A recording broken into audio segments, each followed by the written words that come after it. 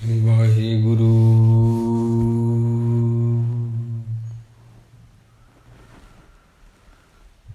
ਸਾਹਿਬ ਜੀ।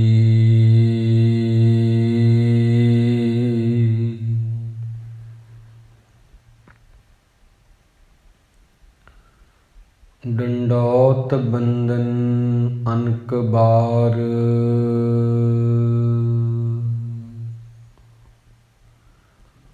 ਸਰਬ ਕਲਾ ਸਮਰੱਥ।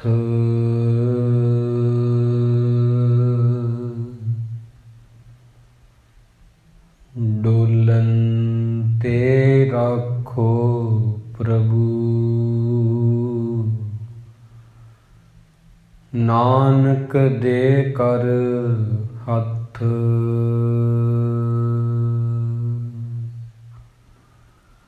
ਡੋਲਨ ਤੇ ਰਾਖੋ ਪ੍ਰਭੂ,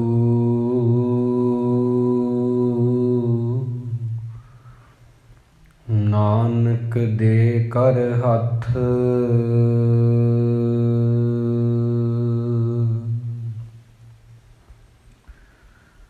ਕਿਰਪਾ ਕਰੋ ਦੀਨ ਕੇ ਦਾਤੇ, ਮੇਰਾ ਗੁਣ ਅਵਗੁਣ ਨਾ ਵਿਚਾਰੋ ਕੋਈ।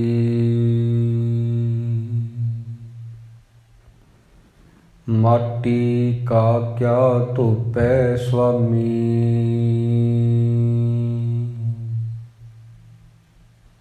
ਮਾਨਸ ਕੀ ਗਤ ਏਹੀ।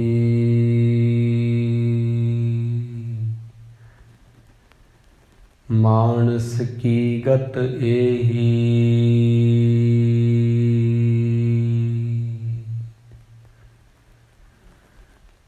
ਸਨਮਾਨਯੋਗ ਗੁਰੂ ਪਿਆਰੀ ਸਾਧ ਸੰਗਤ ਜੀ, ਸਤਿਗੁਰ ਸੱਚੇ ਪਾਤਸ਼ਾਹ ਜੀ ਦੀ ਅਪਾਰ ਬਖਸ਼ਿਸ਼ ਹੋਈ ਹੈ। ਸਾਨੂੰ ਗੁਰੂ ਜੀ ਕੇ ਸੋਹਣੇ ਚਰਨਾਂ ਦੇ ਵਿੱਚ ਸਦਕੇ ਗੁਰਬਾਣੀ ਅਤੇ ਗੁਰੂ ਸਾਹਿਬ ਜੀ ਦੇ ਇਤਿਹਾਸ ਨੂੰ ਸਰਵਣ ਕਰਨ ਦਾ ਕੀਮਤੀ ਸਮਾਂ ਪ੍ਰਾਪਤ ਹੋਇਆ ਹੈ ਜੀ। ਸੋ ਆਓ ਆਪਾਂ ਗੁਰਬਾਣੀ ਦੇ ਵਿਚਾਰ ਨੂੰ ਆਰੰਭ ਕਰੀਏ। ਪ੍ਰਥਮ ਪਿਆਰ, ਅਦਬ ਅਤੇ ਸਤਿਕਾਰ ਦੇ ਨਾਲ ਆਖੋ ਜੀ, ਵਾਹਿਗੁਰੂ ਜੀ ਕਾ ਖਾਲਸਾ, ਵਾਹਿਗੁਰੂ ਜੀ ਕੀ ਫਤਿਹ। ਅੱਜ ਦਾ ਪਾਵਨ ਹੁਕਮਨਾਮਾ ਗੁਰੂ ਰਾਮਦਾਸ ਜੀ ਚੌਥੇ ਪਾਤਸ਼ਾਹ, ਸੋਢੀ ਪਾਤਸ਼ਾਹ, ਤਿੰਨਾਂ ਦੀ ਰਸਨਾ ਤੋਂ ਗਾਇਨ ਕੀਤਾ ਹੈ, ਜੋ ਕਿ ਬੈਰਾੜੀ ਰਾਗ ਦੇ ਵਿੱਚ 719 ਅੰਗ ਤੋਂ ਆਰੰਭ ਹੋ ਕੇ 720 ਅੰਗ ਤੇ ਸਮਾਪਤ ਹੋ ਜਾਂਦਾ ਹੈ, ਸੰਪੂਰਨ ਹੋ ਜਾਂਦਾ ਹੈ। ਗੁਰੂ ਰਾਮਦਾਸ ਜੀ ਨੇ ਇਸ ਸ਼ਬਦ ਦੇ ਅੰਦਰ ਉਹਨਾਂ ਪਿਆਰਿਆਂ ਦਾ ਜ਼ਿਕਰ ਕੀਤਾ ਹੈ ਜਿਹੜੇ ਕਿ ਮਨਮੁਖਾਂ ਨੂੰ ਮਿਲਣ ਤੋਂ ਬਾਅਦ ਵੀ ਕੱਟੜਤਾ ਵਾਲੇ ਲੋਕਾਂ ਨੂੰ ਮਿਲਣ ਤੋਂ ਬਾਅਦ ਵੀ ਆਪਣਾ ਸੁਭਾਅ ਨਹੀਂ ਛੱਡਦੇ, ਝੁਕਦੇ ਨਹੀਂ ਕਿਸੇ ਅੱਗੇ, ਆਪਣੇ ਸੀਸ ਦਾ ਬਲੀਦਾਨ ਕਰ ਦਿੰਦੇ ਨੇ, ਕਿਸੇ ਦੀ ਈਨ ਨਹੀਂ ਮੰਨਦੇ, ਆਪਣਾ ਗੁਣ ਨਹੀਂ ਗਵਾਉਂਦੇ। ਜੇ ਕੋਈ ਉਹਨਾਂ ਨੂੰ ਫੜ ਕੇ ਪਿੰਜਰੇ ਵਿੱਚ ਪਾ ਦੇਵੇ, ਕੈਦ ਵੀ ਕਰ ਦੇਵੇ, ਭੁੱਖਾ ਵੀ ਰੱਖ ਲਵੇ, ਆਰਾ ਵੀ ਉਹਨਾਂ ਦੇ ਸਿਰ ਤੇ ਚਲਾ ਦੇਵੇ, ਦੇਗ ਦੇ ਵਿੱਚ ਭਾਵੇਂ ਉਬਾਲ ਦੇਵੇ, ਰੂਹ ਦੇ ਵਿੱਚ ਲਪੇਟ ਕੇ ਭਾਵੇਂ ਉਹਨਾਂ ਨੂੰ ਅੱਗ ਲਾ ਦੇਵੇ, ਉਹ ਪਿਆਰੇ ਆਪਣੇ ਮੁਖ ਤੋਂ ਬਾਣੀ ਪੜ੍ਹਨਾ ਨਹੀਂ ਛੱਡਦੇ। ਬੈਰਾੜੀ ਮਹੱਲਾ ਚੌਥਾ। ਹਰ ਜਨ ਰਾਮ ਨਾਮ ਗੁਣ ਗਾਵੇ, ਜੇ ਕੋਈ ਨਿੰਦ ਕਰੇ ਹਰ ਜਨ ਕੀ, ਆਪਣਾ ਗੁਣ ਨਾ ਗਵਾਵੇ। ਜਦੋਂ ਵੀ ਕੋਈ ਰੱਬ ਦਾ ਪਿਆਰਾ ਰਾਮ ਨਾਮ ਦੇ ਗੁਣ ਗਾਉਂਦਾ ਹੈ, ਜੇਕਰ ਕੋਈ ਉਹਦੀ ਨਿੰਦਿਆ ਕਰੇਗਾ, ਉਹਨੂੰ ਮਾੜਾ ਆਖੇਗਾ, ਪਰ ਉਹ ਆਪਣਾ ਗੁਣ ਨਾ ਗਵਾਵੇ, ਆਪਣੇ ਗੁਣ ਨੂੰ, ਆਪਣੇ ਸੁਭਾਅ ਨੂੰ ਨਹੀਂ ਛੱਡਦਾ। ਸੰਤ ਨਾ ਛਾੜੈ ਸੰਤ ਹੀ, ਜੋ ਕੋਟਕ ਮਿਲੈ ਅਸੰਤ। ਸੰਤ ਆਪਣਾ ਸੰਤਪੁਣਾ ਨਹੀਂ ਛੱਡਦਾ, ਭਾਵੇਂ ਉਹਨੂੰ ਕਰੋੜਾਂ ਹੀ ਮਨਮੁਖ ਬੰਦੇ ਮਿਲ ਜਾਣ, ਉਹਦਾ ਸੁਭਾਅ ਹੀ ਰਹੇਗਾ। ਕਿਸੇ ਮਾੜੇ ਬੰਦੇ ਦੇ ਮਿਲਣ ਕਰਕੇ ਉਹ ਮਾੜਾ ਨਹੀਂ ਬਣੇਗਾ। ਇੱਕ ਨਹੀਂ, ਚਾਹੇ ਕਰੋੜਾਂ ਹੀ ਮਾੜੇ ਬੰਦੇ ਉਹਨੂੰ ਮਿਲ ਜਾਣ ਰੱਬ ਨਾਲੋਂ ਟੁੱਟੇ ਹੋਏ, ਪਰ ਉਹ ਆਪਣਾ ਸੁਭਾਅ ਨਹੀਂ ਬਦਲੇਗਾ। ਉਹ ਬੰਦਾ ਜਿਹੜਾ ਰਾਮ ਨਾਮ ਦੇ ਗੁਣ ਗਾਉਣ ਵਾਲਾ ਹੈ, ਇਹ ਗੁਣ ਵੀ ਉਹਦੇ ਕੋਲ ਹੀ ਆਵੇਗਾ। ਨਾਨਕ ਨਿਰਗੁਣ ਗੁਣ ਕਰੇ, ਗੁਣਵੰਤਿਆ ਗੁਣ ਦੇ। ਨਿਰਗੁਣਾਂ ਨੂੰ ਤੂੰ ਗੁਣ ਦੇ ਦਿੰਦਾ ਹੈ ਵਾਹਿਗੁਰੂ। ਜਿਨ੍ਹਾਂ ਵਿੱਚ ਗੁਣ ਹੁੰਦੇ ਨੇ, ਉਹਨਾਂ ਦੇ ਗੁਣ ਨੂੰ ਹੋਰ ਸੋਨੇ ਤੇ ਸੁਹਾਗਾ ਜਿਵੇਂ ਹੁੰਦਾ, ਹੋਰ ਵਧਾ ਦਿੰਦਾ ਹੈ। ਗੁਣਵੰਤਿਆ ਗੁਣ ਦੇ। ਇਸ ਕਰਕੇ ਦੁਨੀਆ ਦੇ ਵਿੱਚ ਬਹੁਤ ਸਾਰੇ ਸੂਫੀ ਫਕੀਰ ਹੋਏ, ਦੁਨੀਆ ਦੇ ਵਿੱਚ ਬਹੁਤ ਰਹਿਬਰ ਹੋਏ, ਪੈਗੰਬਰ ਹੋਏ, ਸਭ ਨੇ ਹੀ ਆ ਕੇ ਪ੍ਰਮਾਤਮਾ ਦੇ ਗੁਣ ਗਾਏ ਨੇ। ਪਰ ਜਦੋਂ ਉਹਨਾਂ ਨੂੰ ਧਰਮ ਦੀ ਕੱਟੜਤਾ ਵਾਲੇ ਲੋਕ ਆ ਕੇ ਮਿਲੇ, ਜਦੋਂ ਵੀ ਉਹਨਾਂ ਨੂੰ ਮਨਮੁਖ ਬੰਦੇ ਆ ਕੇ ਮਿਲੇ ਨੇ, ਉਹਨਾਂ ਕਿਸੇ ਤੋਂ ਵੀ ਖੌਫ ਨਹੀਂ ਖਾਧਾ। ਉਹ ਰੱਬ ਦੇ ਪਿਆਰਿਆਂ ਨੇ ਆਪਣੇ ਸਰੀਰ ਦੀ ਠੀਕਰੀ ਭੰਨਤੀ, ਬਲੀਦਾਨ ਦੇ ਦਿੱਤਾ ਧਰਮ ਦੀ ਰੱਖਿਆ ਵਾਸਤੇ। ਸਿੱਖੀ ਦੇ ਵਿੱਚ ਇੱਕ ਬਹੁਤ ਵੱਡੀ ਮਿਸਾਲ ਆ ਸਿੱਖੀਜ਼ਮ ਦੇ ਵਿੱਚ, ਕਿ ਹਰ ਕੋਈ ਆਪਣੇ ਧਰਮ ਦੀ ਖਾਤਰ ਕੁਰਬਾਨ ਹੁੰਦਾ ਰਿਹਾ। ਸਾਰੇ ਰਹਿਬਰ ਨੇ ਆਪਣੇ ਆਪਣੇ ਧਰਮਾਂ ਦੀ ਖਾਤਰ ਕੁਰਬਾਨੀਆਂ ਕੀਤੀਆਂ ਨੇ। ਪਰ ਸਿੱਖੀ ਦੇ ਵਿੱਚ ਇੱਕ ਵੱਖਰੀ ਮਿਸਾਲ ਹੈ ਕਿ ਉਹ ਧਰਮ ਨੂੰ ਬਚਾਉਣ ਦੀ ਖਾਤਰ ਜਿਨ੍ਹਾਂ ਦੇ ਸਾਡੇ ਨਾਲ ਸਿਧਾਂਤ ਵੀ ਨਹੀਂ ਮਿਲਦੇ। ਅਸੀਂ ਮੂਰਤੀ ਦੇ ਉਪਾਸਕ ਨਹੀਂ। ਹਿੰਦੂ ਵੀਰ ਮੂਰਤੀ ਦੀ ਪੂਜਾ ਕਰਦੇ ਨੇ। ਅਸੀਂ ਜਨੇਊ ਨਹੀਂ ਪਹਿਨਦੇ, ਉਹ ਜਨੇਊ ਪਹਿਨਦੇ ਨੇ। ਗੁਰੂ ਨਾਨਕ ਸਾਹਿਬ ਜੀ ਕਹਿੰਦੇ ਨੇ ਕਿ ਕਪਾਹ ਜਿਹੜੀ ਆ ਉਹਦੇ ਤੋਂ ਸੂਤ ਬਣਾਇਆ ਜਾਂਦਾ ਹੈ, ਫਿਰ ਉਹ ਪਹਿਨਿਆ ਜਾਂਦਾ ਹੈ। ਤਗ ਕਪਾਹੁ ਕੱਤੀਐ ਬਾਹਮਣ ਵੱਟੇ ਆਏ। ਇਸ ਕਰਕੇ ਦਇਆ ਕਪਾਹ ਸੰਤੋਖ ਸੂਤ, ਜਤ ਗੰਢੀ ਸਤ ਵੱਟ। ਦਇਆ ਦੀ ਕਪਾਹ ਹੋਵੇ, ਸੰਤੋਖ ਦਾ ਸੂਤ ਹੋਵੇ, ਜਤ ਦੀਆਂ ਗੰਢਾਂ ਹੋਣ, ਸੱਚ ਦੇ ਵੱਟ ਮਾਰ ਕੇ ਉਹਨੂੰ ਪਾਉਂਦਾ ਹਾਂ ਮੈਂ। ਇਹ ਜਨੇਊ, ਦੂਜਾ ਜਨੇਊ ਮੈਨੂੰ ਪਾਉਣ ਦੀ ਲੋੜ ਨਹੀਂ। ਸਿਧਾਂਤ ਸਾਡੇ ਉਹਨਾਂ ਦੇ ਨਾਲ ਨਹੀਂ ਮਿਲਦੇ। ਪਰ 9ਵੇਂ ਜਾਮੇ ਵਿੱਚ ਅੱਜ ਸ੍ਰੀ ਗੁਰੂ ਤੇਗ ਬਹਾਦਰ ਜੀ ਦਾ ਸ਼ਹੀਦੀ ਗੁਰਪੁਰਬ ਹੈ ਪਿਆਰਿਓ, ਜਿਨ੍ਹਾਂ ਨੂੰ ਸਮੁੱਚੇ ਵਿਸ਼ਵ ਦੀ ਚਾਦਰ ਕਹਿ ਸਕਦੇ ਹਾਂ, ਜਿਨ੍ਹਾਂ ਨੇ ਉਹਨਾਂ ਦੀ ਬਾਂਹ ਫੜੀ ਉਸ ਵਕਤ, ਜਿਨ੍ਹਾਂ ਦੀ ਬਾਂਹ ਹੋਰ ਕਿਸੇ ਨੇ ਵੀ ਨਹੀਂ ਫੜੀ। ਦੁਨੀਆ ਦੇ ਵਿੱਚ ਆਪਾਂ ਦੇਖਦੇ ਹਾਂ ਬਹੁਤ ਸਾਰੇ ਰਾਜੇ ਹੋਏ ਨੇ। ਜੇ ਮੁੱਢ ਕਦੀਮਾਂ ਤੋਂ ਗਿਣੀਏ, ਸਭ ਤੋਂ ਪਹਿਲਾਂ ਤੁਰਕਾਂ ਦੇ ਵਿੱਚ ਬਾਬਰ ਹੋਇਆ।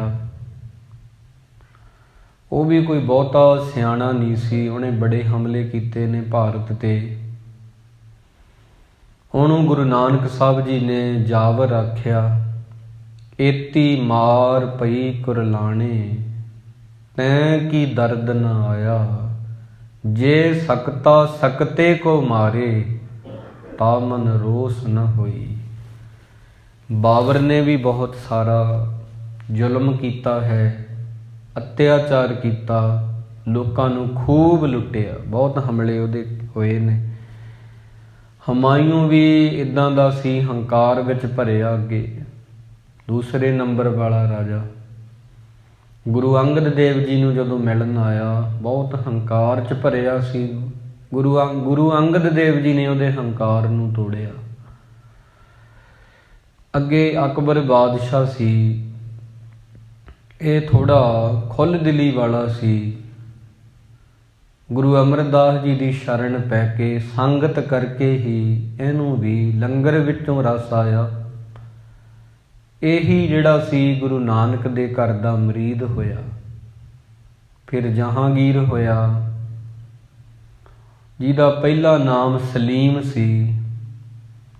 ਇਹਨੇ ਵੀ ਛੇਵੇਂ ਪਾਤਸ਼ਾਹ ਜੀ ਨੂੰ,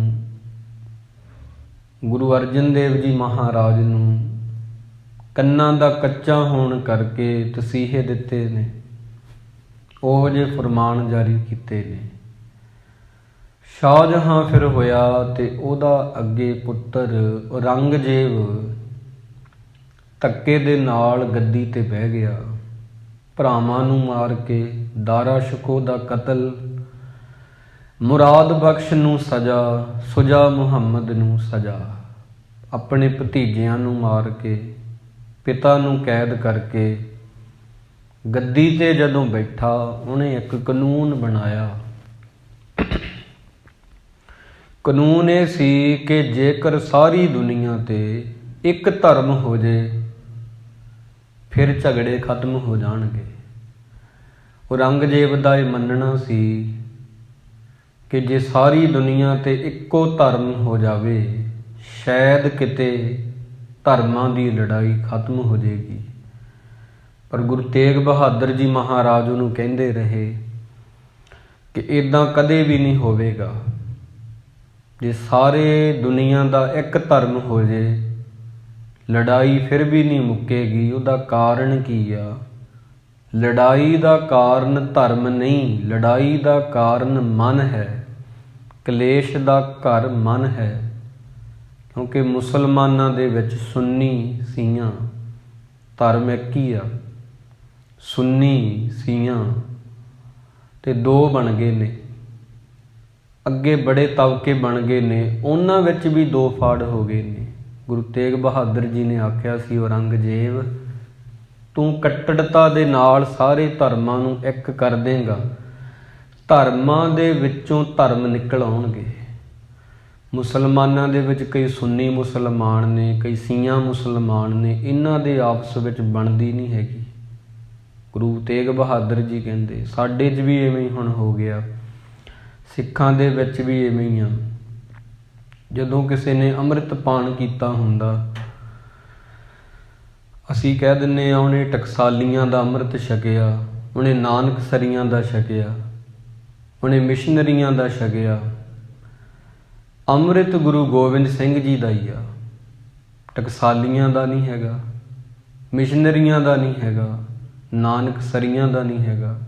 ਅੰਮ੍ਰਿਤ ਇੱਕ ਹੀ ਆ, ਉਹਦੇ ਤੇ ਵੀ ਆਪਾਂ ਮੋਹਰ ਲਾ ਦਿੱਤੀ। ਗੁਰੂ ਤੇਗ ਬਹਾਦਰ ਜੀ ਕਹਿੰਦੇ ਨੇ ਧਰਮ ਇੱਕ ਹੈ, ਉਹਦੇ ਵਿੱਚੋਂ ਦੋ ਫਾੜ, ਤਿੰਨ ਫਾੜ ਹੋ ਜਾਣਗੇ ਹਿੱਸੇ। ਉਹ ਕਿਹਦੇ ਕਰਕੇ? ਔਰੰਗਜ਼ੇਬ ਮਨ ਕਰਕੇ। ਧਰਮਾਂ ਦੀ ਲੜਾਈ ਨਹੀਂ, ਮਨ ਦੀ ਲੜਾਈ ਆ। ਕਲੇਸ਼ ਮਨ ਦੇ ਨੇ। ਤੂੰ ਕਹਿੰਦਾ ਸਾਰੇ ਪਾਸੇ ਇਸਲਾਮ ਕਰਦੇ ਆ, ਫਿਰ ਕਲੇਸ਼ ਖਤਮ ਹੋ ਜਾਣਗੇ। ਇਵੇਂ ਕਦੇ ਵੀ ਨਹੀਂ ਹੁੰਦਾ।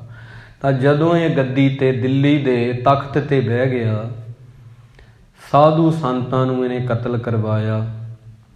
ਸਰਮੱਦ ਫਕੀਰ ਦਾ ਬਹੁਤ ਵਿਸਥਾਰ ਦੇ ਨਾਲ ਹਰ ਰੋਜ਼ ਸ਼ਾਮ ਨੂੰ ਕਥਾ ਹੁੰਦੀ ਹੈ, ਬਹੁਤ ਵਿਸਥਾਰ ਦੇ ਵਿੱਚ ਉਹਦੀ ਵਿਚਾਰ ਹੋਈ ਹੈ ਕਿ ਕਿਸ ਪ੍ਰਕਾਰ ਉਹ ਫਕੀਰ ਦਾ ਵੀ ਇਹਨੇ ਕਤਲ ਕਰਵਾਇਆ। ਉਹ ਸੱਚ ਬੋਲਦਾ ਸੀ, ਇਹਨੂੰ ਚੁੱਭ ਗਿਆ ਤੇ ਉਹਨੇ ਜਿੱਥੇ ਕਤਲ ਕਰਵਾਇਆ ਸੀ ਮਸੀਤ ਦੇ ਸਾਹਮਣੇ ਆਪਣੇ ਹੀ ਲਹੂ ਦੇ ਵਿੱਚ ਉਂਗਲਾਂ ਡੁਬੋ ਕੇ ਉਹਨੇ ਲਿਖਿਆ ਸੀ ਸਰਮੱਧ ਨੇ, ਔਰੰਗਜ਼ੇਬ ਮੇਰਾ ਸਿਰ ਪਿਆਰੇ ਦੇ ਚਰਨਾਂ ਵਿੱਚ ਭੇਟ ਹੋ ਗਿਆ। ਇਹਨੇ ਕਤਲ ਕਰਵਾਇਆ ਸੀ ਜਿਵੇਂ ਗੁਰੂ ਤੇਗ ਬਹਾਦਰ ਜੀ ਦਾ ਸੀਸ, ਉਵੇਂ ਸਰਮੱਧ ਫਕੀਰ ਦਾ ਧੜ ਨਾਲੋਂ ਸਿਰ ਅਲੱਗ ਕਰਵਾਇਆ।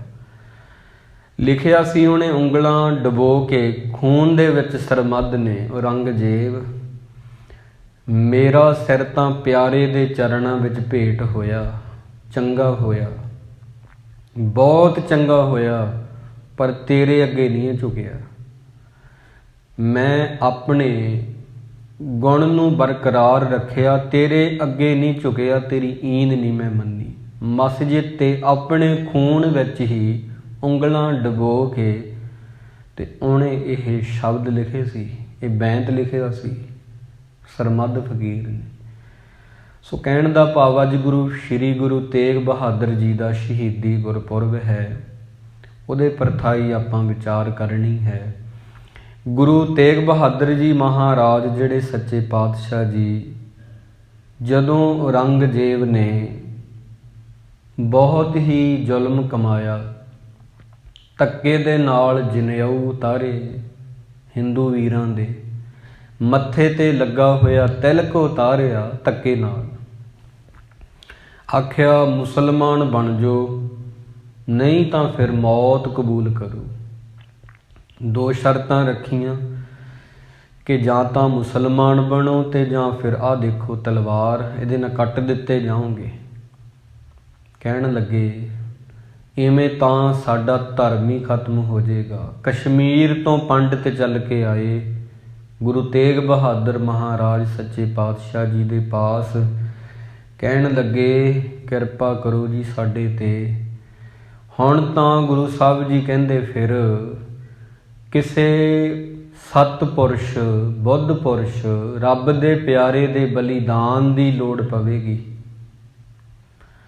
ਤੇ ਉਹ ਬਲੀਦਾਨ ਦੇਵੇਗਾ ਤੇ ਇਹ ਔਰੰਗਜ਼ੇਬ ਦੀ ਜਿਹੜੀ ਕੱਟੜਤਾ ਉਹ ਰੁਕੇਗੀ, ਇਹਨੂੰ ਨੱਥ ਪਵੇਗੀ, ਨਹੀਂ ਇਹ ਇਵੇਂ ਚੱਲਦਾ ਰਹੇਗਾ। ਉਦੋਂ ਗੋਬਿੰਦ ਰਾਏ ਜੀ, ਇਤਿਹਾਸਕਾਰ ਕਹਿੰਦੇ 9 ਵਰ੍ਹਿਆਂ ਦੀ ਉਹਨਾਂ ਦੀ ਉਮਰ ਸੀ। ਕਹਿਣ ਲੱਗੇ ਪਿਤਾ ਜੀ ਤੁਹਾਡੇ ਵਰਗਾ ਮਹਾਂਪੁਰਸ਼ ਕੌਣ ਹੋ ਸਕਦਾ ਹੈ, ਤੁਹਾਨੂੰ ਹੀ ਜਾਣਾ ਚਾਹੀਦਾ ਹੈ। ਫਿਰ ਗੁਰੂ ਤੇਗ ਬਹਾਦਰ ਬੋਲਿਆ ਬਾਂਹ ਜਿਨ੍ਹਾਂ ਦੀ ਪਕੜੀਏ, ਸਿਰ ਦੀਜੈ ਬਾਂਹ ਨਾ ਛੋਡੀਏ।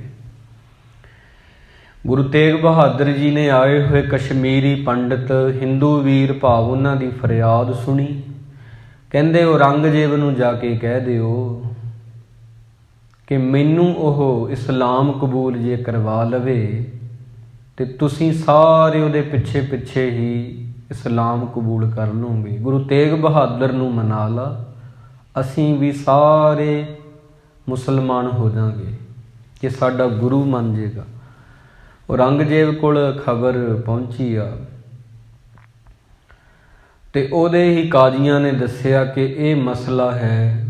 ਖੁਸ਼ ਬਹੁਤ ਹੋ ਗਿਆ, ਬਹੁਤ ਜ਼ਿਆਦਾ ਉਹਨੂੰ ਖੁਸ਼ੀ ਹੋਈ ਕਿ ਇੰਨੇ ਬੰਦਿਆਂ ਨੂੰ ਮਨਾਉਣਾ ਬਹੁਤ ਔਖਾ, ਇੱਕ ਬੰਦੇ ਨੂੰ ਮਨਾ ਲਈਏ ਉਹਦੇ ਪਿੱਛੇ ਪਿੱਛੇ ਪਿੱਛੇ ਪਿੱਛੇ ਸਾਰੇ ਹੀ ਮੁਸਲਮਾਨ ਬਣ ਜਾਣਗੇ। ਗੁਰੂ ਦੀ ਬਾਣੀ ਸਾਨੂੰ ਇੱਕ ਗੱਲ ਕਹਿੰਦੀ ਆ, ਮੁਸਲਮਾਨ ਹੋਣਾ ਵੀ, ਚੰਗੇ ਮੁਸਲਮਾਨ ਹੋਣਾ ਵੀ ਉਹਦੀਆਂ ਨਿਸ਼ਾਨੀਆਂ। ਕਹਿੰਦੇ ਨੇ ਮੁਸਲਮਾਨ ਮੋਮ ਦਿਲ ਹੋਵੇ। ਗੁਰੂ ਨਾਨਕ ਸਾਹਿਬ ਜੀ ਅੰਤਰ ਕੀ ਮਲ ਦਿਲ ਤੇ ਧੋਵੈ, ਸਾਬਤ ਸੂਰਤ ਦਸਤਾਰ ਸਿਰਾ। ਮੁਸਲਮਾਨ ਜਿਹੜੇ ਹੁੰਦੇ ਨੇ ਸੱਚੇ, ਉਹ ਮੋਮ ਦਿਲ ਹੁੰਦੇ ਨੇ, ਕਿਸੇ ਦਾ ਦੁੱਖ ਉਹ ਵੀ ਨਹੀਂ ਦੇਖ ਸਕਦੇ, ਪਿਘਲ ਜਾਂਦੇ ਨੇ। ਮੁਸਲਮਾਨ ਮੋਮ ਦਿਲ ਹੋਵੇ, ਅੰਤਰ ਕੀ ਮਲ ਦਿਲ ਤੇ ਧੋਵੈ, ਸਾਬਤ ਸੂਰਤ ਦਸਤਾਰ ਸਿਰਾ। ਸਾਬਤ ਸੂਰਤ ਹੁੰਦੇ ਨੇ। ਹਜ਼ਰਤ ਮੁਹੰਮਦ ਸਾਹਿਬ ਆਪ ਕਾਲੇ ਰੰਗ ਦੀ ਦਸਤਾਰ ਸਜਾਇਆ ਕਰਦੇ ਸੀ, ਜਿਨ੍ਹਾਂ ਦੀ ਕੁਰਾਨ ਸ਼ਰੀਫ ਇਹ ਮੁਕੱਦਸ ਕਿਤਾਬ ਆ। ਤਾਂ ਕਹਿਣ ਦਾ ਭਾਵ ਅਸਲ ਮੁਸਲਮਾਨ ਬਹੁਤ ਚੰਗੇ ਹੁੰਦੇ ਨੇ, ਸੱਚੇ। ਔਰੰਗਜ਼ੇਬ ਮੁਸਲਮਾਨ ਵੀ ਨਹੀਂ ਸੀ, ਮੁਸਲਮਾਨਾਂ ਦੇ ਘਰ ਵਿੱਚ ਉਹਦਾ ਜਨਮ ਹੋਇਆ ਸੀ, ਪਰ ਸੀ ਉਹ ਇੱਕ ਕੱਟੜਤਾ ਵਾਲਾ ਮੂਰਖ ਇਨਸਾਨ, ਬਦਬਖਤ ਬੰਦਾ ਸੀ। ਮੁਸਲਮਾਨ ਇੱਦਾਂ ਦੇ ਨਹੀਂ ਹੁੰਦੇ। ਕਾਜੀ ਵੀ ਉਹਨਾਂ ਕੋਲ ਕਾਜੀਆਂ ਦੇ ਵਸਤਰ ਹੀ ਸੀ, ਕਾਜੀ ਨਹੀਂ ਸੀ। ਸਰਮੱਧ ਨੂੰ ਕਹਿਣਾ ਪੈ ਗਿਆ, ਅਵਰ ਉਪਦੇਸ਼ੈ ਆਪ ਨਾ ਕਰੈ, ਆਵਤ ਜਾਵਤ ਜਨਮੈ ਮਰੈ। ਸਰਮੱਧ ਫਕੀਰ ਕਹਿੰਦਾ, ਹੇ ਔਰੰਗਜ਼ੇਬ ਦੇ ਮੁਲਾਣਿਓ, ਚੜ ਚੜ ਬਾਂਗਾਂ ਦਿੰਦੇ ਹੋ ਮਸੀਤ ਵਿੱਚ, ਉੱਚੀ ਬਾਂਗ ਦਿੰਦੇ ਹੋ। ਭਾਵ ਉੱਚੀ ਬੋਲਣਾ, ਬਾਂਗ ਦੇਣਾ ਕਹਿੰਦੇ ਨੇ। ਉੱਚੀ ਉੱਚੀ ਬੋਲਦੇ ਹੋ, ਪਰ ਜੋ ਕੁਰਾਨ ਕਹਿੰਦੀ ਆ ਉਹਨੂੰ ਤੁਸੀਂ ਮੰਨਦੇ ਨਹੀਂ ਹੈਗੇ। ਤੁਸੀਂ ਥੱਲੇ ਲੱਗੇ ਹੋਏ ਹੋ ਔਰੰਗਜ਼ੇਬ ਦੇ, ਜਿਵੇਂ ਉਹ ਕਹਿੰਦਾ ਕਰਦੇ ਉਵੇਂ ਹੋ। ਨਮਾਜ਼ ਤਾਂ ਤੁਹਾਡੀ ਖੇਡ ਬਣਾਈ ਹੋਈ ਆ, ਰੱਬ ਨੂੰ ਤੁਸੀਂ ਪੈਰਾਂ ਥੱਲੇ ਰੋਲ ਕੇ ਰੱਖ ਦਿੱਤਾ। ਕਹਿਣਾ ਤਾਂ ਤੁਸੀਂ ਔਰੰਗਜ਼ੇਬ ਦਾ ਮੰਨਣਾ ਹੈ। ਕੁਰਾਨ ਸ਼ਰੀਫ ਤਾਂ ਪੜ੍ਹਨ ਵਾਸਤੇ, ਦੂਜਿਆਂ ਨੂੰ ਸੁਣਾਉਣ ਲਈ ਰੱਖੀ ਆ ਕਿ ਸੁਬਹ ਬਾਂਗ ਦੇਣੀ ਆ, ਦੁਪਹਿਰੇ ਬਾਂਗ ਦੇਣੀ ਆ, ਸ਼ਾਮੀ ਬਾਂਗ ਦੇਣੀ ਆ। ਇਸਾ ਦੀ ਨਮਾਜ਼ ਹੈ, ਫਜਰ ਦੀ ਨਮਾਜ਼ ਹੈ, ਜੋਹਰ ਦੀ ਨਮਾਜ਼ ਹੈ, ਅਸਰ ਦੀ ਨਮਾਜ਼ ਆ। 5 ਨਮਾਜ਼ਾਂ ਨੇ। ਜਿਵੇਂ ਬਾਂਗਾਂ ਦਿੰਦੇ ਹੋ 5 ਵਾਰ, ਮੰਨਦੇ ਤਾਂ ਹੈ ਨਹੀਂ। ਇਹ ਸਰਮੱਧ ਕਹਿਣ ਵਾਲਾ ਸੀ। ਗੁਰੂ ਤੇਗ ਬਹਾਦਰ ਮਹਾਰਾਜ ਜੀ ਕਹਿੰਦੇ ਕਿ ਔਰੰਗਜ਼ੇਬ, ਜੇ ਤੂੰ ਮੈਨੂੰ ਮੁਸਲਮਾਨ ਬਣਾ ਲੇਗਾ, ਸਾਰੇ ਮੁਸਲਮਾਨ ਹੋ ਜਾਣਗੇ ਹਿੰਦੂ, ਧੱਕਾ ਤੈਨੂੰ ਕਰਨ ਦੀ ਲੋੜ ਨਹੀਂ। ਬਹੁਤ ਖੁਸ਼ ਹੋਇਆ। ਇੱਕ ਬੰਦੇ ਨੂੰ ਬਣਾਉਣਾ ਸੌਖਾ, ਇੱਕ ਬੰਦੇ ਨੂੰ ਮਨਾਉਣਾ ਸੌਖਾ, ਬਹੁਤਿਆਂ ਨੂੰ ਮਨਾਉਣਾ ਔਖਾ। ਰਾਤ ਨੂੰ ਜਦੋਂ ਸੋਚ ਰਿਹਾ, ਇਤਿਹਾਸਕਾਰ ਕਹਿੰਦਾ ਫਿਕਰਾਂ ਵਿੱਚ ਵੀ ਪੈ ਗਿਆ ਕਿ ਇਹਨਾਂ ਦੇ ਦਾਦੇ ਪੜਦਾਦੇ ਇਹਨਾਂ ਦੀ ਗੱਦੀ ਵਾਲੇ ਬਾਬਰ ਨੂੰ ਮਿਲੇ ਨੇ। ਜਾਬਰ ਕਹਿ ਦਿੱਤਾ ਸੀ, ਹਮਾਯੂੰ ਦਾ ਹੰਕਾਰ ਤੋੜ ਦਿੱਤਾ ਸੀ, ਜਹਾਂਗੀਰ ਨੂੰ ਵੀ ਈਨ ਮਨਵਾਲੀ ਸੀ, ਗਵਾਲੀਅਰ ਦੇ ਕਿਲੇ ਵਿੱਚੋਂ ਬਾਹਰ ਆ ਗਏ ਸੀ। ਇਹਨਾਂ ਦੇ ਹੀ ਗੁਰਤਾ ਗੱਦੀ ਵਾਲੇ, ਇਹਨਾਂ ਦੇ ਸਰੂਪ ਪਹਿਲੇ। ਇਹ ਵੀ ਕਿਤੇ ਉਵੇਂ ਦੇ ਨਾ ਹੁਣ, ਫਿਕਰ ਵੀ ਹੈ। ਗੁਰੂ ਤੇਗ ਬਹਾਦਰ ਮਹਾਰਾਜ ਲਈ ਜਾਰੀ ਕਰ ਦਿੱਤੇ ਫੁਰਮਾਨ ਭਾਈ ਮਤੀ ਦਾਸ, ਭਾਈ ਸਤੀ ਦਾਸ, ਭਾਈ ਦਿਆਲਾ ਜੀ, ਜਿਹੜੇ ਕਿ ਬਹੁਤ ਵਿਦਵਾਨ ਤੇ ਚੰਗੀਆਂ ਰੂਹਾਂ ਬੰਦਗੀ ਵਾਲੀਆਂ, ਸਾਹਿਬ ਜੀ ਦੇ ਨਾਲ ਆਈਆਂ ਨੇ ਦਿੱਲੀ। ਗੁਰੂ ਸਾਹਿਬ ਜੀ ਨੂੰ ਬੜੇ ਲਾਲਚ ਦਿੱਤੇ ਨੇ, ਬਹੁਤ ਜ਼ਿਆਦਾ। ਕਹਿਣ ਲੱਗੇ ਜੀ ਤੁਹਾਨੂੰ ਬਹੁਤ ਪੈਸੇ ਦੇ ਦਿਆਂਗੇ, ਇੰਨੇ ਇਲਾਕੇ ਦੇ ਦਿਆਂਗੇ। ਬਾਣੀ ਵਿੱਚ ਪੰਗਤੀ ਵੀ ਉੱਦਾਂ ਦੀ ਆਈ ਹੈ ਅੱਜ ਹੁਕਮਨਾਮੇ ਵਿੱਚ, ਹਰ ਜਨ ਰਾਮ ਨਾਮ ਗੁਣ ਗਾਵੇ, ਜੇ ਕੋਈ ਨਿੰਦ ਕਰੇ ਹਰ ਜਨ ਕੀ, ਆਪਣਾ ਗੁਣ ਨਾ ਗਵਾਵੇ। ਰੱਬ ਦੇ ਪਿਆਰੇ ਜਿੱਦਾਂ ਦਾ ਸੁਭਾਅ ਹੁੰਦਾ, ਬਦਲਦੇ ਨਹੀਂ, ਉੱਥੇ ਹੀ ਖੜੇ ਰਹਿੰਦੇ ਆ। ਮੰਨ ਲਓ ਇੱਕ ਧੁਰਾ ਹੈ ਉਹਨਾਂ ਦਾ, ਖੰਨਿਓ ਤਿੱਖੀ ਵਾਲੋਂ ਨਿੱਕੀ, ਏਤ ਮਾਰਗ ਜਾਣਾ। ਜਿੱਥੇ ਜਾ ਕੇ ਰੱਬ ਨੇ ਖੜਾ ਦਿੱਤਾ, ਉੱਥੇ ਹੀ ਉਹਨਾਂ ਖੜੇ ਰਹਿਣਾ, ਉੱਥੋਂ ਹਿਲਦੇ ਨਹੀਂ ਹੈਗੇ। ਤਾਂ ਹੀ ਕਿਹਾ ਜਾਂਦਾ, ਅਹਿਰਣ ਮੱਤ ਵੇਦ ਹਥਿਆਰ। ਮੱਤ ਉਹਨਾਂ ਦੀ ਐਰਣ ਵਰਗੀ ਹੁੰਦੀ ਆ, ਜਿੰਨੇ ਮਰਜ਼ੀ ਹਥੌੜੇ ਮਾਰੋ, ਹਿਲਦੀ ਨਹੀਂ ਨਾ ਉਹ। ਇੱਦਾਂ ਦੇ ਹੁੰਦੇ ਨੇ, ਅਚਲ ਹੁੰਦੇ ਨੇ, ਨਿਸ਼ਚਾ ਹੁੰਦਾ, ਟੇਕ ਇੱਕ ਤੇ ਹੁੰਦੀ ਆ, ਤੇ ਡੋਲਦੇ ਨਹੀਂ ਹੈਗੇ।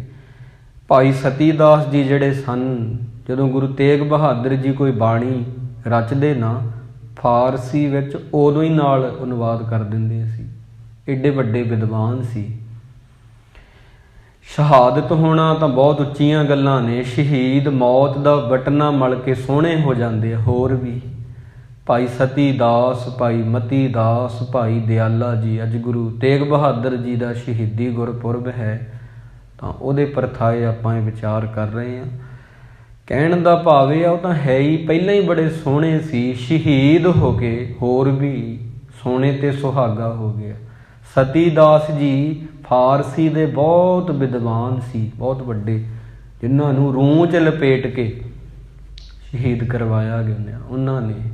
ਜ਼ਾਲਮਾਂ ਨੇ ਰੂੰ 'ਚ ਲਪੇਟ ਕੇ ਸ਼ਹੀਦ ਕੀਤਾ। ਫਾਰਸੀ ਦੇ ਬਹੁਤ ਵੱਡੇ ਵਿਦਵਾਨ ਭਾਈ ਮਤੀ ਦਾਸ ਜੀ ਬਾਣੀ ਨੂੰ ਸਮਝ ਸਮਝ ਕੇ ਪਿਆਰ ਦੇ ਨਾਲ ਪੜ੍ਹਨ ਵਾਲੇ, ਸਰੀਰ ਦੇ ਦੋ ਟੋਟੇ ਹੋ ਜਾਂਦੇ ਨੇ, ਉਹ ਵੀ ਹੈਰਾਨ ਨੇ। ਜਪਜੀ ਸਾਹਿਬ ਸੰਪੂਰਨ ਹੋਣ ਤੋਂ ਪਹਿਲਾਂ ਜਾਨ ਅਜੇ ਵੀ ਬਾਕੀ ਆ।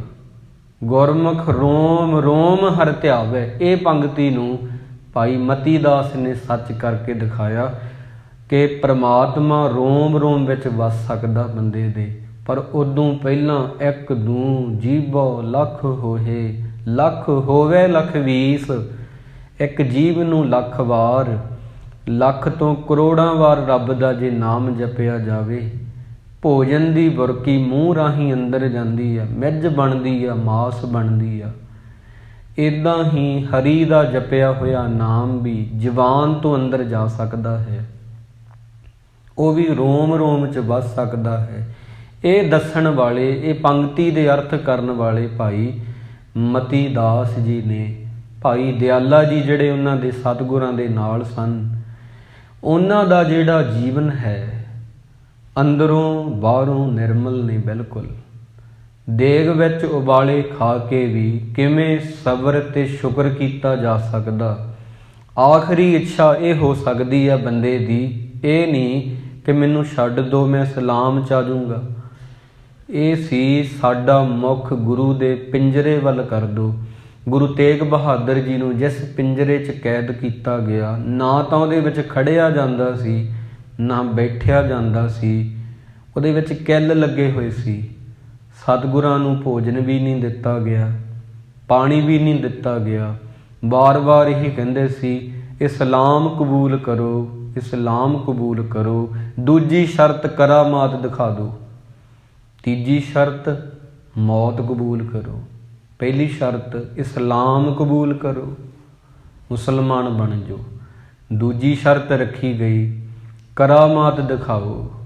ਸੁਣਿਆ ਤੁਹਾਡੇ ਕੋਲ ਬਹੁਤ ਕੁਝ ਆ। ਔਰੰਗਜ਼ੇਬ ਇਹਨਾਂ ਚੀਜ਼ਾਂ ਵਿੱਚ ਬੜਾ ਵਿਸ਼ਵਾਸ ਰੱਖਦਾ ਸੀ। ਮਹਾਰਾਜ ਕਹਿੰਦੇ ਨਾਟਕ ਚੇਟਕ ਕੀਏ ਕੁਕਾਜਾ, ਪ੍ਰਭ ਲੋਗਨ ਕੋ ਆਵਤ ਲਾਜਾ। ਕਹਿੰਦੇ ਮਦਾਰੀਆਂ ਦਾ ਤਮਾਸ਼ਾ ਅਸੀਂ ਨਹੀਂ ਕਰਦੇ, ਮਦਾਰੀਆਂ ਦਾ ਤਮਾਸ਼ਾ ਅਸੀਂ ਨਹੀਂ ਕਰਦੇ, ਕਰਾਮਾਤ ਨਹੀਂ ਦਿਖਾਉਣੀ। ਜੋ ਤੂੰ ਕਰਨਾ ਤੇ ਉਹ ਕਰ ਸਕਦਾ, ਜੋ ਤੈਨੂੰ ਮਨਜ਼ੂਰ ਹੈ ਉਹ ਕਰ ਲਾ। ਇਸਲਾਮ ਵੀ ਕਬੂਲ ਨਹੀਂ ਕਰਨਾ, ਧਰਮ ਦਾ ਪ੍ਰਚਾਰ ਕਰਨਾ ਹੋਰ ਗੱਲ ਹੁੰਦੀ ਆ। ਔਰੰਗਜ਼ੇਬ ਧੱਕੇ ਨਾਲ ਕਿਸੇ ਨੂੰ ਧਰਮ ਤਬਦੀਲ ਕਰਵਾਉਣਾ, ਇਹ ਕੁਝ ਹੋਰ ਗੱਲ ਹੁੰਦੀ। ਇਹ ਗੁਨਾਹ ਹੁੰਦਾ, ਇਹ ਪਾਪ ਹੁੰਦਾ, ਇਹ ਪਾਪਾਂ ਦਾ ਬੋਝ ਵੀ ਹੁੰਦਾ। ਇਵੇਂ ਫਿਰ ਵਾਰ-ਵਾਰ ਜੰਮਣਾ ਵੀ ਹੁੰਦਾ। ਨਾਲੇ ਆਖਿਆ ਸੀ ਤੂੰ ਸਾਨੂੰ ਡਰਾ ਨਾ। ਡਰਦੇ ਅਸੀਂ ਕਿਸੇ ਤੋਂ ਵੀ ਨਹੀਂ ਤੇ ਡਰਾਉਂਦੇ ਵੀ ਕਿਸੇ ਨੂੰ ਨਹੀਂ। ਭੈ ਕਾਹੂ ਕੋ ਦੇਤ ਨੈ ਪੈ ਮਾਨਤ ਆਨ, ਜਗ ਰਚਨਾ ਸਭ ਝੂਠ ਹੈ, ਜਾਣ ਲਿਹੋ ਰੇ ਮੀਤ। ਤੇ ਤੁਸੀਂ ਇਹ ਗੱਲ ਜਾਣ ਲਵੋ ਗੁਰਮੁਖ ਪਿਆਰਿਓ। ਕਈ ਵਾਰੀ ਅਸੀਂ ਘਰਾਂ ਵਿੱਚ ਸਹਿਜ ਪਾਠ ਪ੍ਰਕਾਸ਼ ਕਰਵਾਉਂਦੇ ਹਾਂ, ਪਰ ਅਸੀਂ ਧਿਆਨ ਨਹੀਂ ਦਿੰਦੇ ਉਦੋਂ ਗੁਰੂ ਸਾਹਿਬ ਦੀ ਬਾਣੀ ਵੱਲ। ਜ਼ਿਆਦਾ ਅਸੀਂ ਆਪਦੇ ਕੰਮਾਂ ਵਿੱਚ ਰੁੱਝੇ ਰਹਿੰਦੇ ਹਾਂ। ਜਿਵੇਂ ਘਰੇ ਮਹਿਮਾਨ ਨੂੰ ਬੁਲਾ ਕੇ ਆਪ ਬਾਜ਼ਾਰ 'ਚ ਖਰੀਦੋ ਫਕਤ ਕਰਨ ਚਲੇ ਜਾਈਏ, ਇਵੇਂ ਬਹੁਤ ਵਾਰੀ ਹੁੰਦਾ ਦੇਖਿਆ। ਤਾਂ ਵਿਦਵਾਨ ਕਹਿੰਦੇ ਜੇ ਤੁਸੀਂ ਸਾਰੀ ਬਾਣੀ ਨਹੀਂ ਸੁਣ ਸਕਦੇ, ਗੁਰੂ ਤੇਗ ਬਹਾਦਰ ਜੀ ਦੇ ਸ਼ਲੋਕ ਹੀ ਸੁਣ ਲਵੋ ਤੇ ਸਾਰੀ ਬਾਣੀ ਦਾ ਫਲ ਤੁਹਾਨੂੰ ਮਿਲ ਜੇਗਾ। ਜਿਹੜੀ ਕਿ 1426 ਅੰਗ ਤੋਂ ਲੈ ਕੇ 1429 ਅੰਗ ਤੱਕ ਹੈ। 1430 ਅੰਗ ਨੇ ਗੁਰੂ ਮਹਾਰਾਜ ਸੱਚੇ ਪਾਤਸ਼ਾਹ ਜੀ ਦੇ। ਤਾਂ ਉਹ ਫਿਰ ਇਹ ਕਹਿੰਦੇ ਨੇ ਕਿ ਤੁਸੀਂ ਇਹੀ ਪੜ੍ਹ ਲਵੋ, ਇੰਨਾ ਹੀ ਬਹੁਤ ਆ ਤੁਹਾਡੇ ਲਈ। ਪਰ ਪੜ੍ਹੋ ਉਹਨੂੰ ਇਵੇਂ ਕਿ ਉਹਦੇ ਵਿੱਚ ਵੈਰਾਗ ਬਹੁਤ ਆ। ਗੁਰੂ ਤੇਗ ਬਹਾਦਰ ਜੀ ਦੀ ਜਿਹੜੀ ਬਾਣੀ ਆ ਨਾ, ਉਹਦੇ ਵਿੱਚ ਉਹ ਕਹਿੰਦੇ ਨੇ ਬੰਦਿਆ ਤੂੰ ਮਿੱਟੀ ਵੀ ਨਹੀਂ ਹੈਗਾ, ਤੂੰ ਬਾਲੂ ਕੀ ਭੀਤ ਆ, ਤੂੰ ਤਾਂ ਰੇਤ ਦੀ ਕੰਧ ਆ। ਮਿੱਟੀ ਨੂੰ ਨਾ ਖੁਰਚਣ ਨੂੰ ਥੋੜ੍ਹਾ ਟਾਈਮ ਲੱਗ ਜਾਂਦਾ ਹੈ, ਰੇਤ ਦੀ ਕੰਧ ਬੜੀ ਛੇਤੀ ਕਰਦੀ ਆ। ਰੇਤਾ ਤਾਂ ਬਾਹਲੀ ਛੇਤੀ ਕਰਦੀ ਆ, ਮਿੱਟੀ ਨੂੰ ਹਜੇ ਥੋੜ੍ਹਾ ਜਿਹਾ ਸਮਾਂ ਲੱਗ ਜਾਏਗਾ। ਕੋਈ ਮਿੱਟੀ ਦੀ ਇਮਾਰਤ ਆ, ਕੋਈ ਮਿੱਟੀ ਦਾ ਬੁੱਤ ਆ, ਰੇਤਾ ਬਹੁਤ ਛੇਤੀ ਕਰਦੀ ਆ, ਉਹ ਖੜਦੀ ਨਹੀਂ, ਉਹਦੀ ਕੰਧ ਨਹੀਂ ਬਣਾਈ ਜਾ ਸਕਦੀ। ਇੱਦਾਂ ਦੇ ਉਹਦੇ ਵਿੱਚ ਨਾ ਬਚਨ ਨੇ, ਅਤੇ ਇਹ ਤੁਹਾਨੂੰ ਜ਼ਰੂਰ ਵਿਆਖਿਆ ਸਹਿਤ ਪੜ੍ਹਨੇ ਚਾਹੀਦੇ ਨੇ।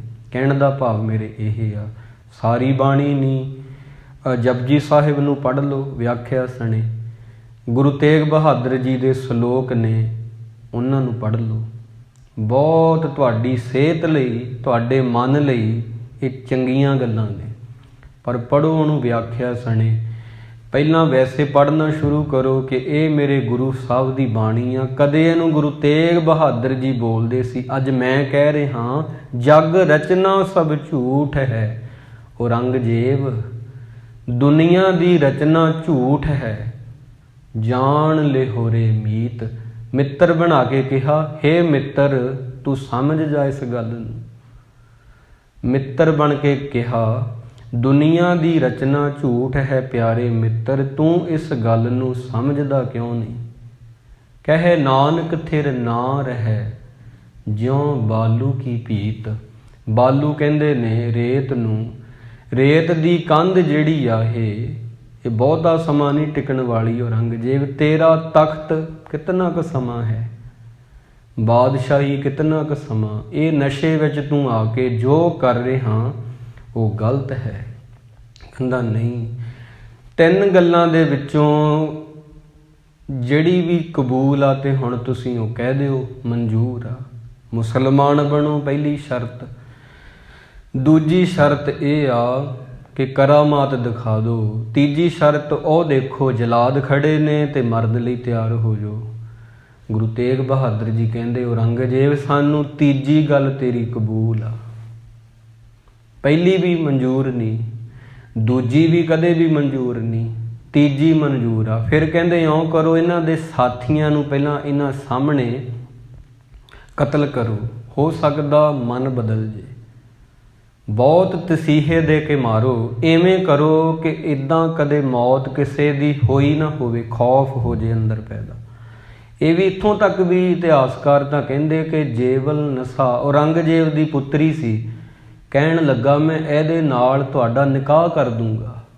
ਬਹੁਤ ਔਖਾ ਇਹ ਗੱਲ ਕਹਿਣੀ, ਪਰ ਉਹ ਨਸ਼ੇ 'ਚ ਸੀ, ਬੇਹੋਸ਼ ਸੀ। ਪੁੱਤਰੀ ਦਾ ਵਿਆਹ ਜੇਵਲ ਨਸਾ ਦਾ ਤੁਹਾਡੇ ਨਾਲ ਕਰ ਦੂੰਗਾ, ਕਿਉਂਕਿ ਇਸਲਾਮ ਦੇ ਵਿੱਚ ਇੱਕ ਤੋਂ ਵੱਧ ਉਹ ਵਿਆਹ ਕਰਵਾ ਲੈਂਦੇ ਨੇ। ਕਹਿੰਦੇ ਇਹ ਵੀ ਤੁਹਾਨੂੰ ਮੈਂ ਰੱਖਦਾ ਸ਼ਰਤ। ਗੁਰੂ ਸਾਹਿਬ ਜੀ ਕਹਿੰਦੇ ਨਹੀਂ, ਇਹ ਵੀ ਮਨਜ਼ੂਰ ਨਹੀਂ ਆ। ਫਿਰ ਸਭ ਤੋਂ ਪਹਿਲਾਂ ਭਾਈ ਮਤੀ ਦਾਸ ਜੀ ਨੂੰ ਆਰੇ ਦੇ ਨਾਲ ਚੀਰਿਆ ਗਿਆ। ਸਾਰੇ ਤੁਸੀਂ ਇਹ ਜਾਣਦੇ ਹੋ, ਦੋ ਹਿੱਸੇ ਉਹਨਾਂ ਦੇ ਹੋ ਗਏ ਸੀ ਇੱਦਾਂ, ਦੋ ਫਾੜ। ਗੁਰਮੁਖ ਰੋਮ ਰੋਮ ਹਰ ਧਿਆਵੈ, ਉਹਨਾਂ ਦੇ ਅੰਦਰੋਂ ਜਿਤਨਾ ਸਮਾਂ ਜਿਨੀ ਨਾਮ ਤੇ ਆਇਆ, ਗਏ ਮਸਕਤ ਕਾਲ ਨਾਨਕ ਤੇ ਮੁਖ ਉਜਲੇ ਕੀਤੀ ਛੁੱਟੀ ਨਾਲ। ਇਹ ਸ਼ਬਦ ਨਹੀਂ ਨਿਕਲੇ ਉਤਨਾ ਸਮਾਂ ਉਹ ਰੋਮ ਰੋਮ ਦੇ ਵਿੱਚੋਂ ਆਵਾਜ਼ ਆਉਂਦੀ ਰਹੀ ਆ। ਫਿਰ ਭਾਈ ਸਤੀ ਦਾਸ ਜੀ ਨੂੰ ਰੂੰ ਦੇ ਵਿੱਚ ਲਪੇਟਿਆ ਗਿਆ। ਰੂੰ ਲਪੇਟ ਕੇ ਨਾ ਸਰੀਰ ਤੇ, ਕਹਿੰਦੇ ਆਰੇ ਨਾਲ ਬੰਦਾ ਛੇਤੀ ਇੱਦਾਂ ਮਰ ਜਾਂਦਾ ਹੈ। ਹੁਣ ਇਉਂ ਕਰੋ, ਉਹ ਸਜ਼ਾ ਦਿਓ ਜਿਹਦੇ ਨਾਲ ਬੰਦਾ ਹੌਲੀ ਹੌਲੀ ਮਰੇ।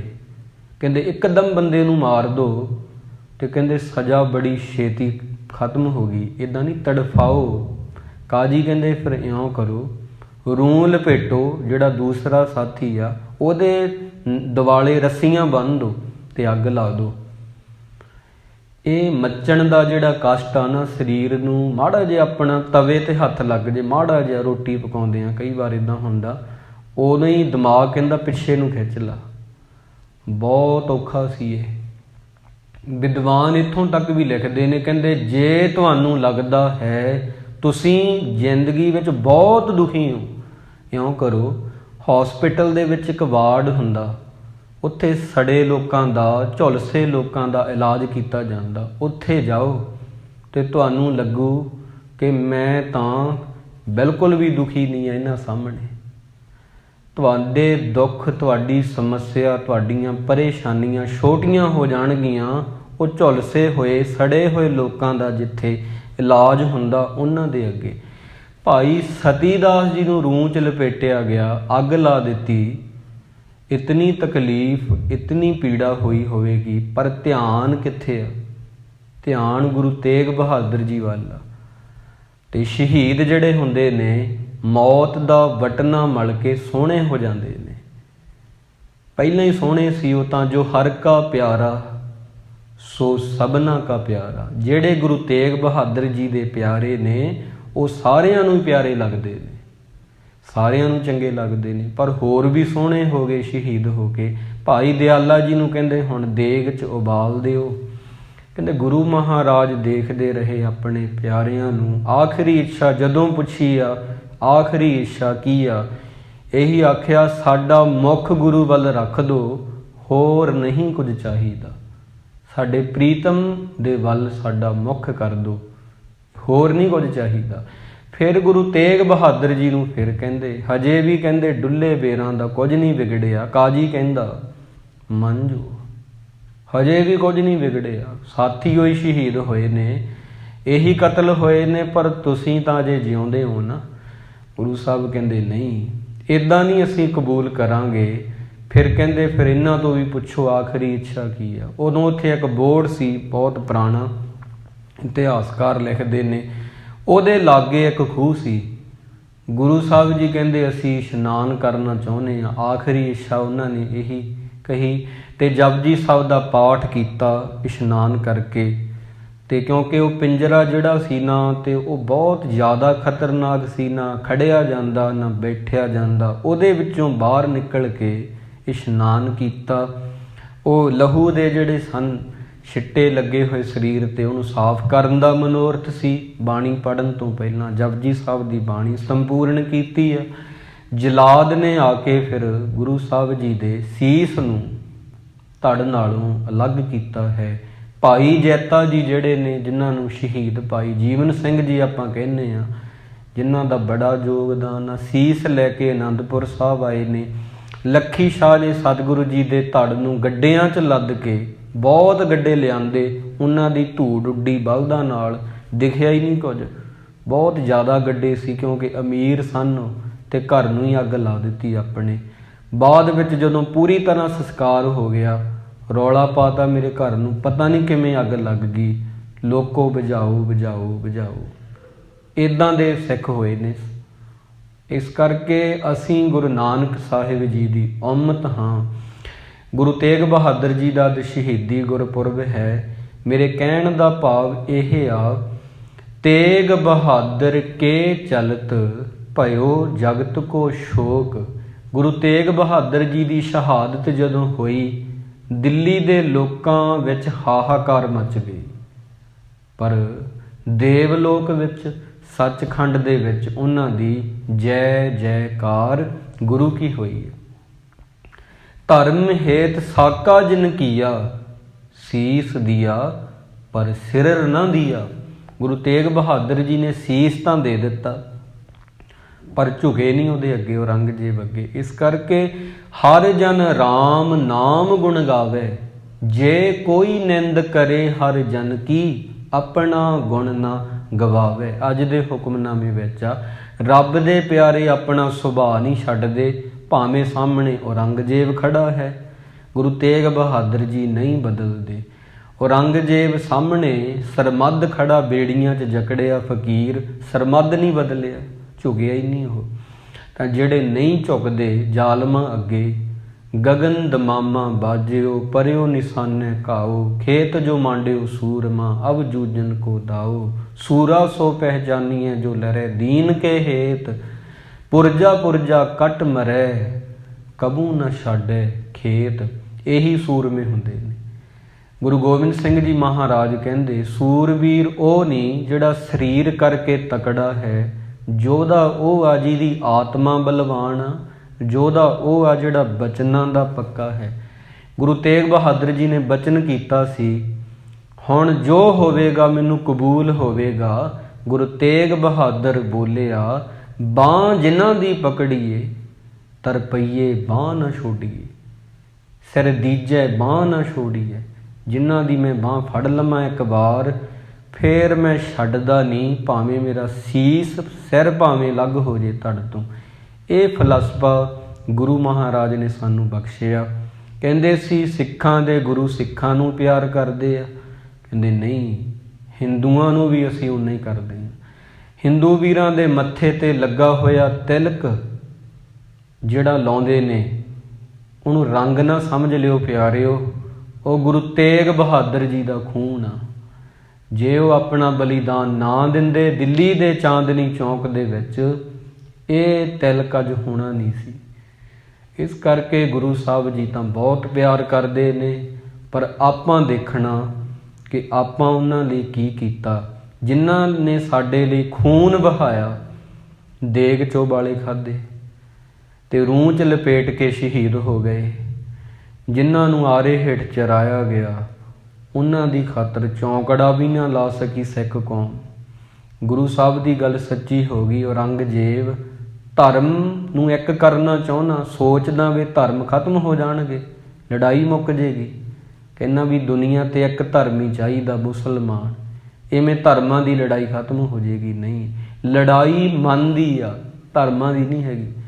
ਧਰਮਾਂ ਦੇ ਵਿੱਚੋਂ ਧਰਮ ਨਿਕਲ ਆਉਣਗੇ, ਸੁੰਨੀ ਤੇ ਸੀਆਂ ਬਣ ਗਏ। ਇਮਾਮ ਸਾਫੀ ਇਹਨਾਂ ਜੀ ਨੇ ਮੁਸਲਮਾਨ ਵੀਰਾਂ 'ਚ, ਸੁੰਨੀ ਸੀਆਂ ਨਾਲ ਨਹੀਂ ਮਿਲਦੇ, ਸੀਆਂ ਦੀ ਸੋਚ ਸੁੰਨੀਆਂ ਨਾਲ ਨਹੀਂ ਮਿਲਦੀ। ਇਮਾਮ ਸਾਫੀਆਂ ਦੀ ਸੋਚ ਕੁਝ ਹੋਰ ਆ, ਪਠਾਣਾਂ ਦੀ ਸੋਚ ਕੁਝ ਹੋਰ ਆ। ਇੱਕੋ ਧਰਮ ਹੀ, ਪਰ ਧਰਮਾਂ 'ਚੋਂ ਧਰਮ ਨਿਕਲ ਆਏ। ਕਿਹਦੇ ਕਰਕੇ? ਮਨ ਕਰਕੇ। ਸਾਡੇ 'ਚ ਅਸੀਂ ਆਖ ਦਿੱਤਾ, ਅਸੀਂ ਟਕਸਾਲੀਆਂ ਤੋਂ ਅੰਮ੍ਰਿਤ ਛਕਿਆ, ਅਸੀਂ ਨਾਨਕਸਰੀਆਂ ਤੋਂ ਛਕਿਆ, ਅਸੀਂ ਮਿਸ਼ਨਰੀਆਂ ਤੋਂ ਛਕਿਆ। ਗੁਰੂ ਗੋਬਿੰਦ ਸਿੰਘ ਜੀ ਦਾ ਅੰਮ੍ਰਿਤ ਸੀ, ਜਿਹਦੇ 'ਤੇ ਅਸੀਂ ਕੁਝ ਹੋਰ ਬਣਾ ਕੇ ਤੇ ਬਹੁਤ ਸਾਰੀਆਂ ਸੰਪਰਦਾਵਾਂ ਚੱਲ ਪਈਆਂ। ਇਦੋਂ ਦੁੱਖ ਦੀ ਗੱਲ ਪਿਆਰਿਓ ਕੋਈ ਨਹੀਂ। ਸੋ ਇਹ ਕਹਿਣਾ ਚਾਹੀਦਾ, ਮੈਂ ਗੁਰੂ ਗੋਬਿੰਦ ਸਿੰਘ ਜੀ ਦਾ ਅੰਮ੍ਰਿਤ ਛਕਿਆ, ਜੋ ਉਹਨਾਂ ਨੇ ਸਾਨੂੰ ਆਗਿਆ ਕੀਤੀ। ਇਸ ਕਰਕੇ ਇਹਨਾਂ ਨੂੰ ਮੋਹਰਾਂ ਦੇ ਵਿੱਚ ਨਹੀਂ ਤਬਦੀਲ ਕਰਨਾ ਚਾਹੀਦਾ। ਇਵੇਂ ਧਰਮ 'ਚੋਂ ਹੀ ਧਰਮ ਨਿਕਲਦੇ ਨੇ, ਤਾਂ ਹੀ ਸਿੱਖਾਂ ਦੀ ਸੋਚ ਥੋੜ੍ਹੀ ਆਪਸ ਵਿੱਚ ਮਿਲਦੀ ਨਹੀਂ। ਕਿਸੇ ਦੀ ਮਰਿਆਦਾ ਕਿਸੇ ਨਾਲ ਨਹੀਂ ਮਿਲ ਰਹੀ, ਕਿਸੇ ਦੀ ਮਰਿਆਦਾ ਕਿਸੇ ਦੇ ਉਲਟ ਹੈ। ਉਹ ਉਹਦੇ ਖਿਲਾਫ ਬੋਲੀ ਜਾਂਦੇ ਨੇ, ਉਹ ਉਹਦੇ ਖਿਲਾਫ ਬੋਲੀ ਜਾਂਦੇ ਨੇ। ਸੋ ਇੱਦਾਂ ਹੀ ਗੁਰੂ ਸਾਹਿਬ ਕਹਿੰਦੇ, ਇਹਨਾਂ ਗੱਲਾਂ ਤੋਂ ਹੀ ਆਪਾਂ ਬਚਣਾ ਸੀ। ਹਰ ਆਪੇ ਹੀ ਮਤ ਦੇਵੈ ਸੁਆਮੀ, ਹਰ ਆਪੇ ਬੋਲ ਬੁਲਾਵੇ। ਗੁਰੂ ਅੱਗੇ ਬੇਨਤੀ ਕਰਨੀ ਚਾਹੀਦੀ ਆ, ਸਾਨੂੰ ਸਮੱਤ ਬਖਸ਼ੋ। ਅਸੀਂ ਸਿੱਖ ਹਾਂ, ਅਸੀਂ ਸੰਪਰਦਾਵਾਂ ਦੇ ਨਾਮ 'ਤੇ ਵੰਡੀਆਂ ਨਾ ਪਾਈਏ, ਅਸੀਂ ਇੱਕ ਹੋ ਜਾਈਏ। ਹਰ ਆਪੇ ਪੰਚ ਤਤ ਵਿਸਥਾਰਾ, ਵਿੱਚ ਤਾਤੂ ਪੰਚ ਆਪ ਪਾਵੇ। ਜਨ ਨਾਨਕ ਸਤਿਗੁਰ ਮੇਲੇ ਆਪੇ, ਹਰ ਆਪੇ ਝਗਰ ਚੁਕਾਵੇ। ਜਿਹਦੀ ਸੋਚ ਗੁਰੂ ਨਾਨਕ ਦੇ ਦੱਸੇ ਰਾਹ 'ਤੇ ਤੁਰਦੀ ਆ, ਉਹਦੇ ਝਗੜੇ ਹਰ ਆਪੇ ਝਗਰ ਚੁਕਾਵੇ, ਖਤਮ ਹੋ ਜਾਂਦੇ ਨੇ। ਉਹ ਧਰਮਾਂ ਦੇ ਨਾਂ 'ਤੇ ਵੰਡੀਆਂ ਨਹੀਂ ਪਾਉਂਦਾ, ਉਹ ਧਰਮਾਂ ਦੇ ਨਾਂ 'ਤੇ ਕਲੇਸ਼ ਨਹੀਂ ਕਰਦਾ। ਜਿੱਦਾਂ ਔਰੰਗਜ਼ੇਬ ਸੀ, ਇੱਦਾਂ ਦੀ ਕੱਟੜਤਾ ਨਹੀਂ ਚਾਹੀਦੀ ਧਰਮ 'ਚ। ਆਪਾਂ ਪਿਆਰ ਦੇ ਨਾਲ ਜੁੜਨਾ ਹੈ। ਕਬੀਰ ਸਾਹਿਬ ਜੀ ਇੱਕ ਗੱਲ ਕਹਿੰਦੇ ਹੁੰਦੇ ਨੇ, ਬਹੁਤ ਪਿਆਰੀ ਆ। ਕਹਿੰਦੇ, ਕਬੀਰ ਗਰਬ ਨਾ ਕੀਜੀਐ, ਕਬੀਰ ਹੰਕਾਰ ਨਹੀਂ ਕਰਨਾ ਚਾਹੀਦਾ। ਰੰਕ ਨਾ ਹੱਸੀਐ ਕੋਏ, ਕਿਸੇ ਬੰਦੇ ਨੂੰ ਦੇਖ ਕੇ, ਕਿਸੇ ਦਾੜੀ ਕੱਟੇ ਵੱਲ ਦੇਖ ਕੇ, ਜੇ ਤੁਸੀਂ ਗੁਰਮੁਖ ਹੋ, ਅੰਮ੍ਰਿਤ ਛਕਿਆ, ਕਿਸੇ ਸ਼ਰਾਬ ਪੀਂਦੇ ਦਾ ਦੇਖ ਕੇ ਮਜ਼ਾਕ ਨਹੀਂ ਉਡਾਉਣਾ ਚਾਹੀਦਾ। ਕਿਉਂ? ਅਜੋ ਸੋ ਨਾਉ ਸਮੁੰਦਰ ਮੈਂ, ਕਿਆ ਜਾਣੂ ਕਿਆ ਹੋਏ। ਤੇਰੀ ਕਿਸ਼ਤੀ ਅਜੇ ਸਮੁੰਦਰ 'ਚ ਹੀ ਆ, ਤੂੰ ਬੰਨੇ ਨਹੀਂ ਲੱਗਾ। ਤੂੰ ਠੇਲ ਜ਼ਰੂਰ ਦਿੱਤੀ ਅੰਮ੍ਰਿਤ ਛਕ ਕੇ ਸਮੁੰਦਰ ਵਿੱਚ, ਇਹ ਨਹੀਂ ਪਤਾ ਉਹਦੀ ਕਿਸ਼ਤੀ ਤੇਰੇ ਨੂੰ ਅੱਗੇ ਨਿਕਲ ਜੇ, ਉਹ ਗੁਰਮੁਖ ਬਣ ਜੇ, ਤੂੰ ਇੱਥੇ ਹੀ ਖੜਾ ਰਹਿ ਜੇ।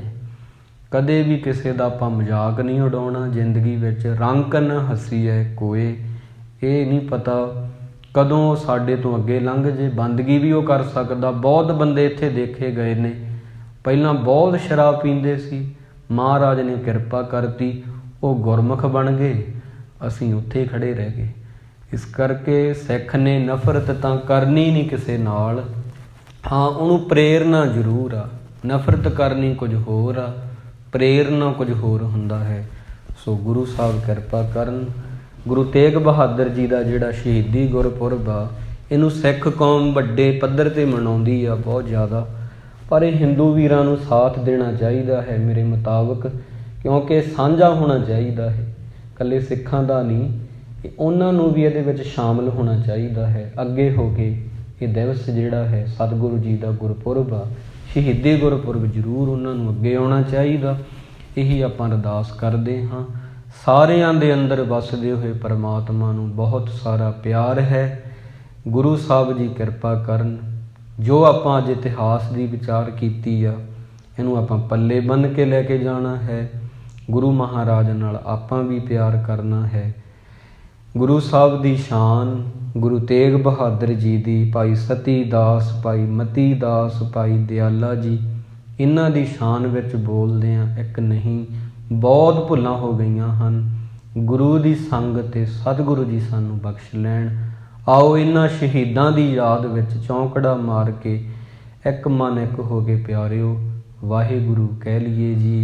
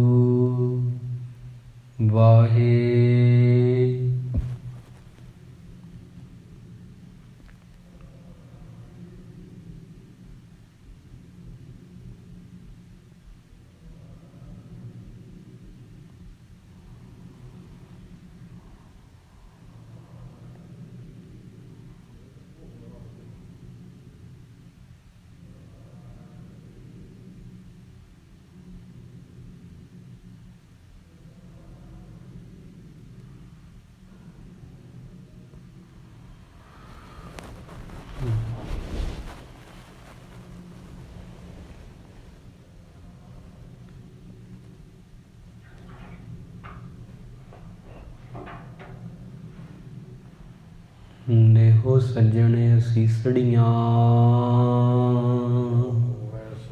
ਜਿਉ ਹੋਵੇ ਸਾਹਿਬ ਸਿਉ ਮੇਲ। ਵਾਹਿਗੁਰੂ ਜੀ ਕਾ ਖਾਲਸਾ, ਵਾਹਿਗੁਰੂ ਜੀ ਕੀ ਫਤਿਹ। ਤੂੰ ਠਾ